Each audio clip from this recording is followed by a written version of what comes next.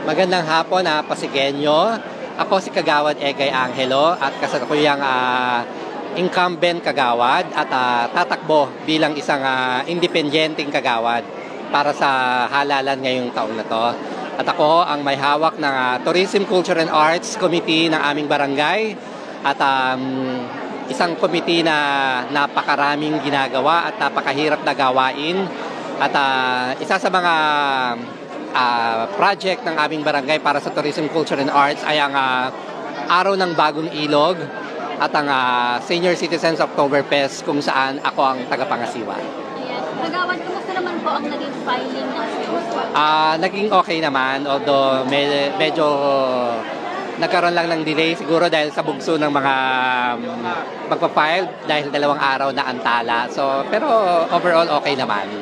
Kagawad, bilang kayo po ay tatakbo bilang isang independent candidate, meron po ba kayong natutusuan ng kapital? Sino po ang Alam naman ng lahat sa Bagong Ilog kung sino ang aking kapitan.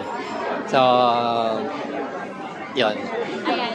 Ano po ang bagay na patuloy niyo pong gagawin o mas bagong gagawin sa pag kayo po ay muling maluto sa bilang nakaposisyon ngayon na second term kagawad at patungo sa pangatlong term, sa tingin ko marami pa akong dapat gawin sa aming barangay.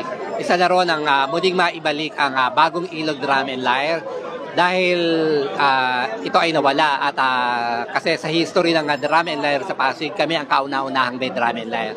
So isa yon sa aking mga gusto pang maibalik, maging project para sa aming barangay at marami pa akong gustong gawin at ang isa ron siguro yung paniniwala rin ng tao na marami pa akong dapat gawin. message na lang po para sa mga kabarangay. Message. Okay, sa mga kabarangay ko, isa lang siguro ang aking mensahe, no? Maging mapanuri tayo. Siguro para sa akin, ang isang tatakbong kagawad o kapitan man, higit sa lahat, dapat siguro may puso at malasakit. Puso at malasakit para sa kanyang mga kabarangay at sa kanyang mga ginagawang proyekto. At isa na ron, siguro, isa pang paalala na sana sa mga bawat tatakbong kapitan o kagawad na maging parehas tayo, iangat natin ang ating sarili base sa kung ano ang magiging contribution natin sa ating barangay at wag maging panira sa ating kapwa. So yun lamang po at maraming salamat. Maraming